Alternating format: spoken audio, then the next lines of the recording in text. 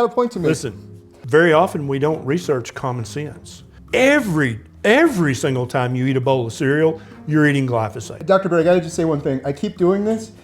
Everybody loves Dr. Berry, right? My family, not so much Dr. Berry, because first of all, I'm constantly watching Dr. Berry at my house. And I started doing the Dr. Berry finger. You have it in your thumbnail, right? Yeah. I got a point to make. Listen. The carnivore diet's high saturated fat content raises LDL cholesterol. You're gonna die of a heart attack. It's gonna clog your arteries. If I could go back in time to my 35-year-old self, Yeah. and so I would literally say, dumbass, stop eating that crap. Stop drinking that crap. It's literally crunchy water. Yeah. With some glyphosate. I don't know of any other human being on earth that has helped save or transform more lives than you. I'm healing humanity, the power of a proper human diet. The proper human diet has changed my life forever, and I owe that in large part due to Dr. Ken Berry. I never would have started if it wasn't for him, and today I am so privileged, thankful, grateful, blessed to have the opportunity to interview him for our documentary, Healing Humanity.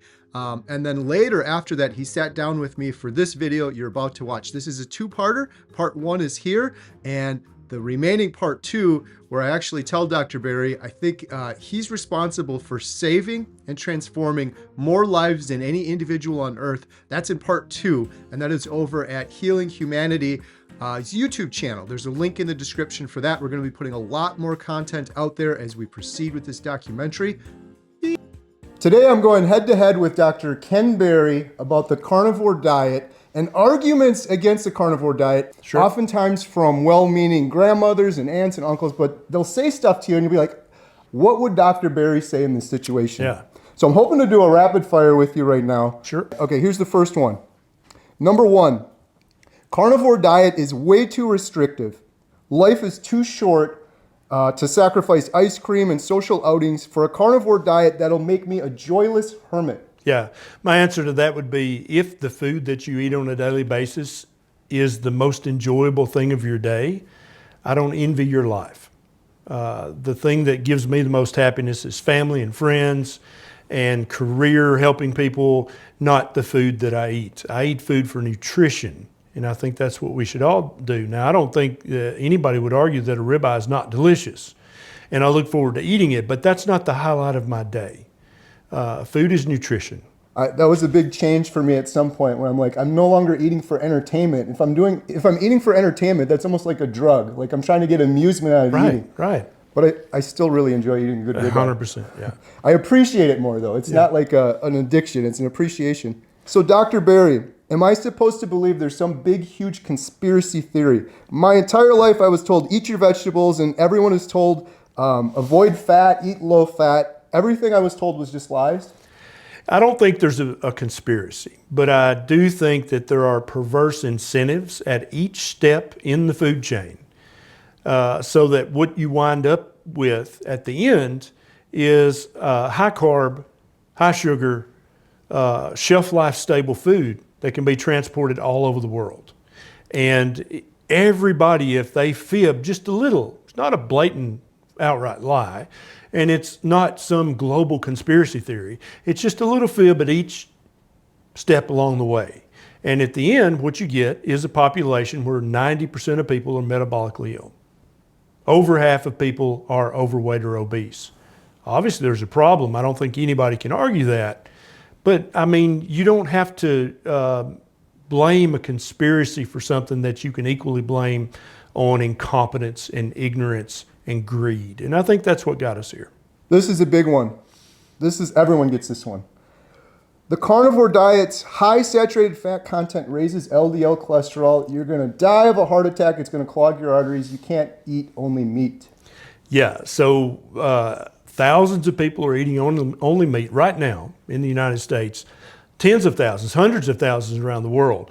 There is no scientific study that has proven that red meat causes cancer or heart disease or any other negative health outcome.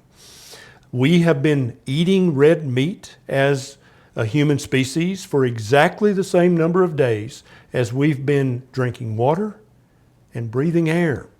And so when you say, oh, red meat's bad for you, That should be the same exact thing as saying, oh, breathing air is bad for you or drinking water is bad for you. We've been doing all three for exactly the same number of days as a species. So there's no scientific proof that red meat causes heart disease or cancer or anything else. And we've been eating red meat for just as long as we've been breathing air and drinking water. How's that a problem? Can't argue. Okay, here's one. I would love to do carnivore diet if I were only rich. Who are these people eating only steaks all day? Meat is so expensive. Yeah, so there's multiple ways to get meat cheap. You can buy it on sale. Ground beef is fine. I think even the cheaper cuts of meat, they're just as nutritious, just as uninflammatory. You don't have to have $40 a pound Wagyu ribeye. It doesn't have to be that.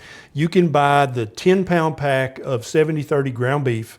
That's just as healthy as the expensive meat. You can do carnivore with hot dogs and bologna and ground beef and sardines, all of which are super cheap. It doesn't have to be expensive. And also what most carnivores find is that they go from eating 3 meals a day and snacks in between, which each one of those costs something, right, to eating 1 or 2 meals a day with no snacks. So many carnivores report that their food bill is actually less now as a carnivore as it was back when they were eating the standard American crap. Yeah.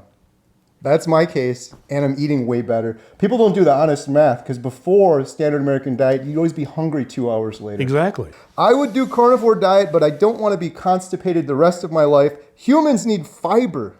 Yeah, this is one of the biggest myths out there. And many doctors earnestly believe this in their heart of hearts, that you will, I guess, constipate to the point of death and explode if you don't have fiber in your diet. First of all, there's no physiological pathway for doctors who understand physiology. What's the pathway? Where's the physiology? There is none, right? That's not how the human digestive system even works to start with. Secondly, as I said earlier, there are hundreds of thousands of carnivores all over the world, and no one has exploded in a atomic shit blast because they were so constipated they blew up. It's not happening. Carnivores actually have fewer bathroom problems. They have fewer colon problems than people who are eating a high carb, high sugar, high fiber diet. If you guys are enjoying my interview with Dr. Ken Berry, we have several other carnivore arguments, as well as the conclusion where I say to Dr. Berry, I never would have started the proper human diet if it wasn't for you. I don't know of any other human being on earth that has helped save or transform more lives than you. So you're going to want to see what he says to that in the rest of this video. Part 2, it's over at Healing Humanity. There's a link in the description below. Please go subscribe. We will be putting out more videos there as we proceed with the documentary. Beep. Pleasure, brother. We're doing the documentary, Healing Humanity, The Power of a Proper Human Diet. We just interviewed Dr. Berry. I can't thank you enough.